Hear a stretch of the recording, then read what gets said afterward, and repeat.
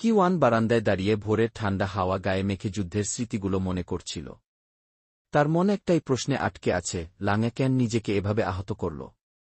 হঠাৎই পেছন থেকে কেউ একজন তাকে শক্ত করে জড়িয়ে ধরল। কিওয়ানের পুরো শরীর শিউরে উঠল। সে নিজেকে ছাড়ানোর চেষ্টা করল, কিন্তু শক্ত বন্ধনে আটকে গেল। কানের কাছে গরম নিঃশ্বাস অনুভূত হল। আতঙ্কে কিওয়ানের হৃদস্পন্দন দ্রুত হয়ে গেল। এক ঝটকায় সে লোকটিকে ধাক্কা দিয়ে সরিয়ে নিল। পিছনে ঘুরতেই কিওয়ানের চোখ বিস্ময়ে ছানাবড়া হয়ে গেল। ড্রাগন মাস্টার লাঙা, তুমি এখানে? তুমি বেঁচে আছো? কিওয়ান দেখল লাঙার শরীর থেকে রক্ত গড়িয়ে পড়ছে। তাড়াতাড়ি তাকে ধরে বসিয়ে দিল, তারপর ক্ষতস্থানে ওষুধ লাগাতে লাগল। লাঙার চোখ কিওয়ানের দিকে স্থির হয়ে আছে। কিওয়ানও তার গভীর দৃষ্টির মধ্যে হারিয়ে যেতে লাগল। কিছুক্ষণ নীরব থাকার পর কিওয়ান ফিসফিস করে বলল, তুমি কেন নিজেকে আহত করলে লাঙা? তুমি কেন ড্রাগনদের বিজয়কে পরাজয়ে পরিণত করলে? লাঙা দীর্ঘশ্বাস ফেলে বলল, তোমার সৌন্দর্য। আমি কখনো ভাবিনি যে মেয়েটাকে আমি ভালোবেসেছি তার বিরুদ্ধেই আমাকে লড়তে হবে। প্রথম দিন থেকে তোমাকে খুঁজেছি, তোমাকে চেয়েছি। অথচ আজ তুমি আমার সামনে শত্রুর বেশে দাঁড়িয়ে আছো। কিওয়ান হতবাক হয়ে গেল। কিছু বলতে যাবে, কিন্তু লাঙা তার কোমর জড়িয়ে হঠাৎই বুকে টেনে নিল। কিওয়ান ছাড়ানোর চেষ্টা করল, কিন্তু ধীরে ধীরে তার চোখও লাঙার চোখের সাথে আটকে গেল। লাঙা তার মুখ কিওয়ানের ঠোঁটের কাছে নিয়ে এল। ঠিক তখনই কিওয়ান ধাক্কা দিয়ে লাঙাকে দূরে সরিয়ে দিল।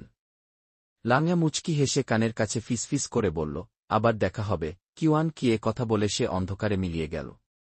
কিওয়ান থমথমে দাঁড়িয়ে রইল, লাঙার চলে যাওয়া দেখল, আর মনে মনে প্রশ্ন করল, তার কাছে আসলে আমার বুক ধরফর করে কেন? ড্রাগন রাজ্যে শোকের ছায়া নেমে এসেছে। ড্রাগন রাজা মিং রাগে ফেটে পড়লেন। কেন যুদ্ধ থামানো হল? কেন আমরা সিলভার রাজ্য দখল করলাম না? অজানজি শান্ত গলায় বলল, বাবা, আমাদের যুদ্ধ থামানো ছাড়া উপায় ছিল না। লাঙা ছাড়া এই যুদ্ধে আমরা হেরে যেতাম। রাজা মিং ধমকে উঠলেন, কিন্তু লাঙা কিভাবে মারা যেতে পারে? ঠিক তখনই দরজা খুলে গেল। লাঙা সেখানে দাঁড়িয়ে। আমি মরিনি বাবা, লাঙা শান্তভাবে বলল। সবার চোখ বিস্ময়ে বড় হয়ে গেল। তুমি বেঁচে আছো? অজানজি আনন্দে বলে উঠল। রাজা মিং রাগী কণ্ঠে বললেন, যদি বেঁচে থাকো, তবে যুদ্ধের ময়দানে ফিরে গেলে না কেন? আমি আহত ছিলাম বাবা, তাই ফিরে যেতে পারিনি, লাঙা অনুতপ্ত কণ্ঠে বলল। রাজা মিং ক্ষুব্ধ হয়ে বললেন, একজন সামান্য নারী তোমাকে হারিয়ে দিল কিভাবে? অজানজি সন্দেহভরে বলল, কিওয়ানের মতো দুর্বল যোদ্ধা কিভাবে তোমাকে হারাল? সে তো সঠিকভাবে তরোয়ালও ধরতে পারে না। লাঙা চোখ নামিয়ে বলল, অয়ানজি, আমি খুব ক্লান্ত। আমি এখন শুধু বিশ্রাম নিতে চাই। পরে সব বলব। অন্যদিক সিওবাইজের অবস্থা খুব খারাপ। হঠাৎ ঘরের ভেতর কালো মুখোশ পরা একজন লোক প্রবেশ করল। ঠোঁটের কোণে শয়তানি হাসি। সে সিওবাইজের নিঃশ্বাস রোধ করতে শুরু করল। সিওবাই হাত পা ছুড়ে নিজেকে মুক্ত করার চেষ্টা করল, কিন্তু গলা থেকে কোনো শব্দ বের হল না। কিছুক্ষণের মধ্যেই তার দেহ নিস্তেজ হয়ে গেল। কালো মুখোশধারী দ্রুত পালানোর চেষ্টা করল, কিন্তু ঠিক তখনই লিওনি কক্ষে প্রবেশ করল। কে তুমি? লিওনি চিৎকার করে উঠল। মুখোশধারী লোকটি চোখের পলকে লিওনির উপর ঝাঁপিয়ে পড়ল, তাকে আঘাত করে দ্রুত সেখান থেকে পালিয়ে গেল। লিওনি চিৎকার করে উঠল, সাহায্য! মাস্টার সিওবাইকে হত্যা করা হয়েছে! শব্দ শুনে কিওয়ান দৌড়ে এল। সিওবাইজের নিথর দেহ দেখে তার চোখে জল নেমে এল। সে ফিসফিস করে বলল, এটা কে করল? তার মুঠি শক্ত হয়ে গেল। ড্রাগনদের প্রতিশোধ! পুরো সিলভার রাজ্যে শোকের ছায়া নেমে এল। সবাই বলাবলি করছে, ড্রাগনরা আমাদের মাস্টার সিওবাইকে হত্যা করেছে। তারা যুদ্ধে হেরে গিয়ে আমাদের মাস্টারকে মেরে ফেলেছে। আমরা এর প্রতিশোধ নেব। ড্রাগনদের ছাড়ব না। কিন্তু লেলিং সবাইকে শান্ত হতে বলল। তোমরা শান্ত হও।